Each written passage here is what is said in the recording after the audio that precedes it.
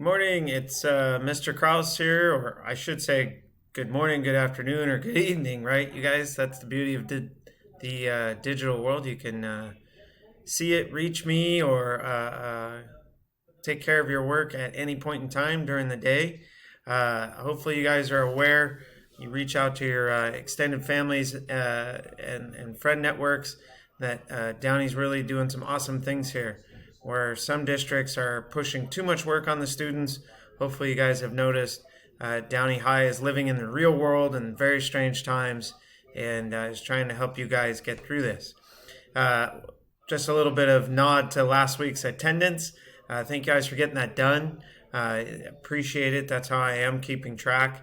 One of the things that came out in last week's attendance was the polling question. How many of you take care of either younger siblings or help out with the elderly in your family network? And if you combine the two answers, a significant majority, in other words, almost 3/4 of you guys, past 2/3, almost 3/4 of you guys are helping out at least sometime, at least 2 times a week with families. So if you're keeping up with the assignments, great job. Speaking of keeping up with the assignments, let's talk about this week, which is the 4th week of distance learning or coronavirus learning or COVID-19 learning, or I don't know, whatever you want to call it. By the way, some good news for this week. You guys get spring break next week. That's 9 days of no Mr. Kraus. Perhaps you can stretch it to 10 if you get all your work done, or 11 for me, if you get all your work done by Wednesday at midnight. Your work this week is No Red Ink, number 7. It's totally review. It reeks of Comma Fanboys, but it also extends the Comma Fanboys lesson to fixing something called comma spliced or fused sentences. That's just where they're stuck together incorrectly. So Comma Fanboy is a great way to correct that. The second assignment this week in the post-essay world is your blog. The blog this week is about who's going to get the vaccine first. Check it out. I broke up the questions in terms of reading with the article or reading against the grain. I stole those phrases from ERWC community. So check out the questions.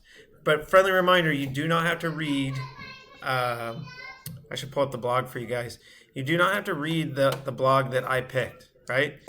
You're more than welcome to football, famous people. You're more than welcome to research. There's a couple of politicians that have unscrupulously, seemingly unscrupulously profited off of some inside information, being government officials and selling stocks.